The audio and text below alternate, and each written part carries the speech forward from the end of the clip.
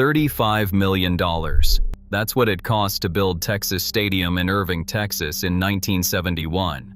For nearly 4 decades, it was the most recognizable football stadium in America. The home of America's team. The building where 5 Super Bowl dynasties were born, where the most iconic cheerleaders in sports history were invented, where Jerry Jones rewrote the entire business model of the NFL. By 2010, they blew it up with a ton of dynamite. And the guy who pulled the trigger was an 11-year-old kid who won a Kraft mac and cheese essay contest. This is not just a story about a football stadium. It is a story about what happens when a city builds you a palace and you decide you want a bigger one. In the mid-1960s, Cowboys owner Clint Murchison Jr. grew frustrated with the Cotton Bowl. He saw the historic venue as outdated, unsafe, and poorly laid out for the modern, affluent crowd he wanted to attract. Murchison wanted a suburban haven, far removed from the urban realities of Fair Park. When Murchison asked Dallas leaders for a stadium only for football, Mayor J. Eric Johnson refused to include it in the city's civic bond package. Dallas did not want to pay for Murchison's vision, so the owner looked outside the city limits. He found an eager partner in Irving. In 1967, Irving voters approved a stadium plan by a 2-to-1 margin. Ground broke on January 26, 1969. To fund construction, Murchison pioneered a financing scheme that altered the industry's financial playbook. The team bypassed traditional public bonds, instead forcing fans to purchase personal bonds of $250 or $1,000, just to earn the right to buy season tickets. This fan-backed model raised over $31 million, covering nearly the entire $35 million cost. When the doors officially opened on October 24, 1971, a capacity crowd of 65,675 watched the Cowboys secure a 44-21 victory over the Patriots. It was a monument born of civic rejection, suburban ambition, and private power. The original blueprints for Texas Stadium promised a marvel, the first retractable roof in NFL history. But in 1969, engineering realities shattered that dream. Calculations revealed the steel frame and shallow clay foundation could not support the immense weight of a moving 90-meter span. To avoid structural failure, designers compromised. They left a permanent rectangular opening over the playing field while keeping the spectators sheltered. This technical defeat birthed an architectural legend. The stadium's silhouette became instantly recognizable, even as the sunlight shadow split tortured television networks struggling with the extreme contrast on the turf. But to the players, the open sky meant something else entirely. In 1982, Cowboys linebacker D.D. Lewis immortalized the design flaw, famously remarking that Texas Stadium had a hole in the roof so God could watch his favorite team play. With those words, a structural compromise was elevated into pure Texas mythology. On September 17, 1971, more than a month before the Cowboys played their first home game, thousands of people streamed into the unfinished concrete bowl. This was the opening night of the Greater Southwest Billy Graham Crusade, a 10-day run that transformed the sports venue into a secular cathedral. More than 60,000 people filled the stands each night. Johnny and June Carter Cash performed on a stage set up over the dirt floor, while former President Lyndon B. Johnson and Lady Bird Johnson watched from the crowd. Standing beneath the newly completed roof opening, Graham looked out at the massive structure and declared it one of the great stadiums of the world. Before a single touchdown was scored, Texas Stadium had already been consecrated as a monument of American civic life. The turf inside Texas Stadium became the stage for a football empire. 5 Super Bowl titles are forever bound to this era, with championships secured in 1972, 1978, 1993, 1994, and 1996. For nearly 4 decades, the stadium hosted the legends who built the myth of America's team. Roger Staubach's late-game heroics, Tony Dorsett's explosive runs, Troy Aikman's precision passing, and Emmitt Smith's relentless drive all unfolded under the Irving sky. On October 27, 2002, the venue hosted its most celebrated individual milestone. With an 11-yard run against the Seattle Seahawks, Emmitt Smith surpassed Walter Payton to become the NFL's all-time leading rusher, setting a career mark of 18,355 yards right on this field.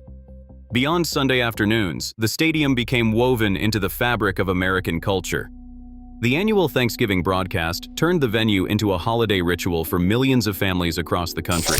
In 1979, its concrete ramp served as the backdrop for the famous Mean Joe Green Coca-Cola commercial.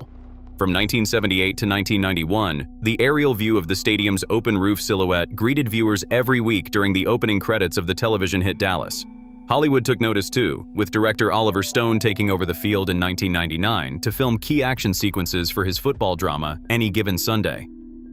During these golden years, the stadium felt permanent, a cathedral of modern entertainment where sports and culture merged. The stadium's influence extended far outside the chalk lines, establishing a new model for sports entertainment. Prior to the move to Irving, the Cowboys cheerleaders were local high school students performing traditional routines. In 1972, Tex Schramm decided the entertainment had to match the luxury of his new venue. He wanted glamour.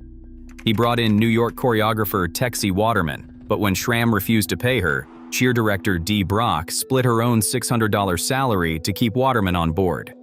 Together, they transformed the squad. Designer Paula Van Wagener created the iconic 1972 uniform, white hot pants, a blue crop top, and white cowboy boots. That uniform, virtually unchanged for more than 50 years, now resides in the Smithsonian Institution.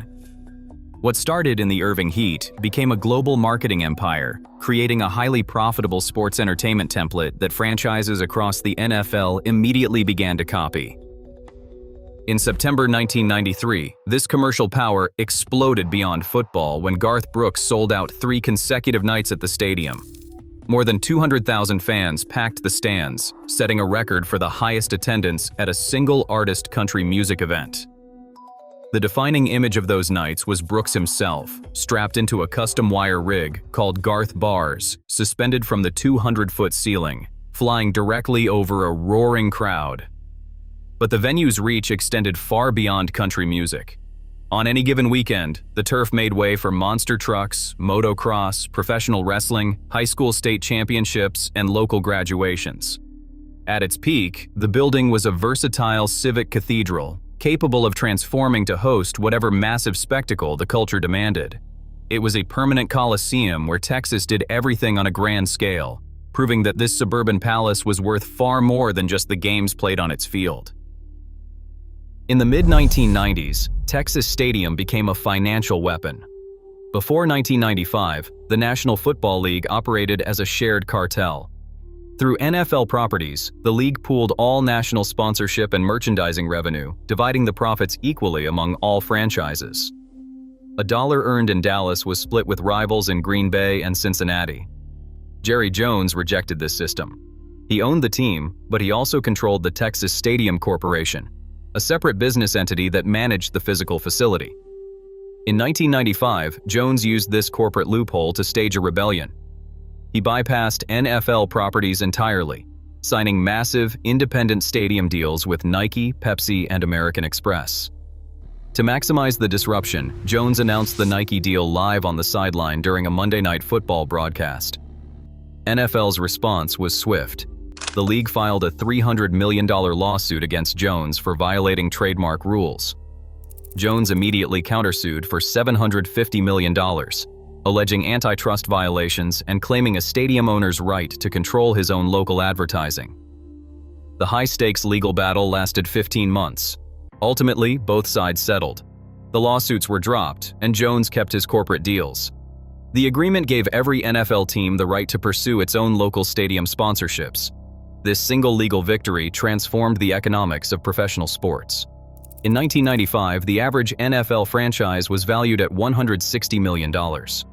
By 2004, that average surged to $733 million, driven by the stadium-centric revenue streams Jones pioneered right in Irving. When Texas Stadium opened in 1971, its 381 luxury suites represented the absolute peak of sports hospitality, more than any other venue in the National Football League. But by the late 1990s and the early 2000s, the Pioneer was being left behind by its own creation. Newer, modern facilities in Cleveland, Baltimore, Pittsburgh, and Nashville redefined the premium experience. leaving Irving's crown jewel looking increasingly outdated. The concrete bowl was showing its 30-year age. Fans paying high prices found themselves navigating cramped concourses and sitting in dated, wood-paneled suites.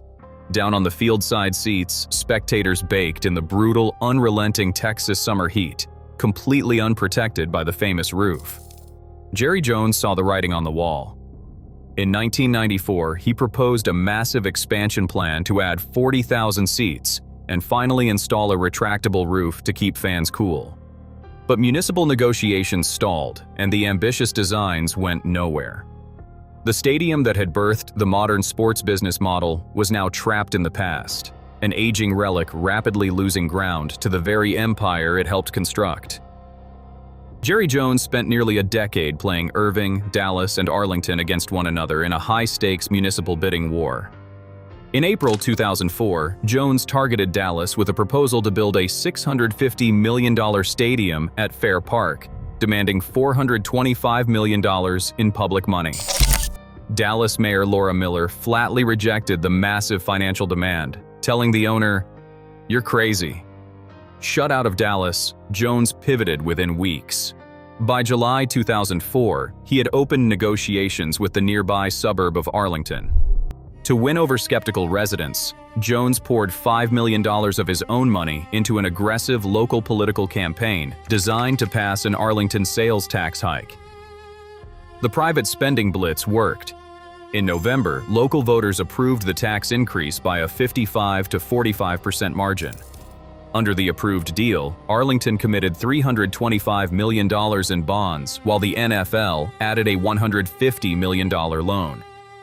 The projected cost of the stadium quickly swelled to a staggering $1.15 billion, with Jones agreeing to cover any construction overruns.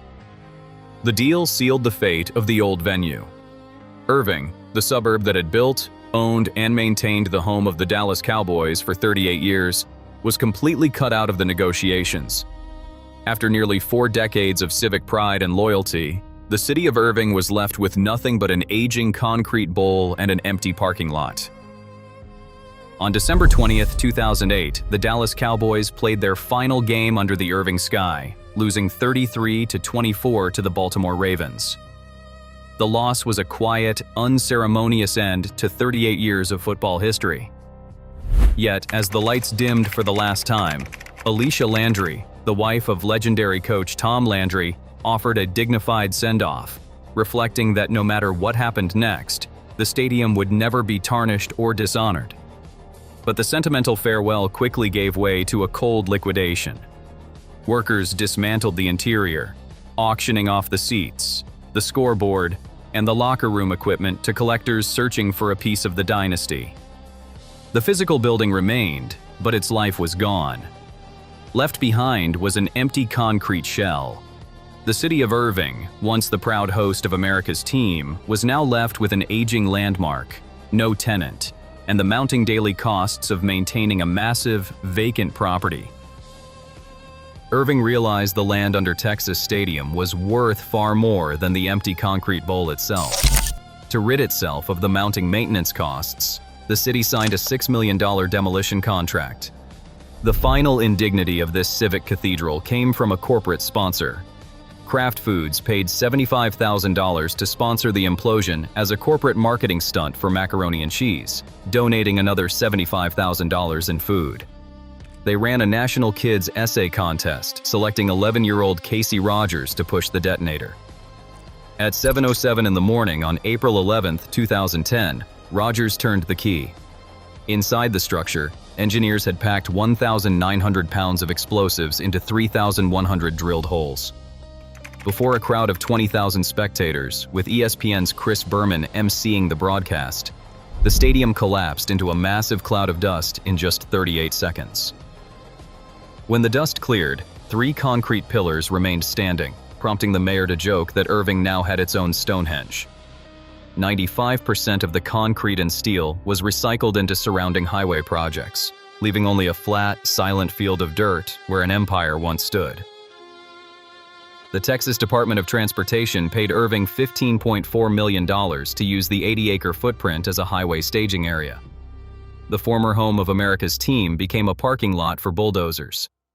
Between 2013 and 2015, at least 46 minor earthquakes rattled the area near the vacant site. In 2023, Las Vegas Sands bought 259 acres nearby for $36 million, proposing a $4 billion project featuring a 1,750-room resort, a 15,000-seat arena, and a casino. But local resistance was fierce. 176 residents testified against the plans in one night. Because gambling remains illegal in Texas, Sands withdrew the casino proposal in March 2025. Despite spending $5 to $10 million on lobbyists, the legalization bill failed. By 2026, the site remained trapped in a zoning contradiction, approved for a casino that cannot legally exist. Across town, the historic Cotton Bowl still stands, while Texas Stadium is just a memory buried under gravel. Today, the empty Irving Highway Junction stands as a warning. As public billions fund ever grander sports palaces, we ignore the lesson of Texas Stadium. In this modern entertainment empire, yesterday's sacred landmark is always tomorrow's disposable asset. If a legend can be reduced to rubble, nothing is truly sacred. What do you think of this legacy? Let me know in the comments.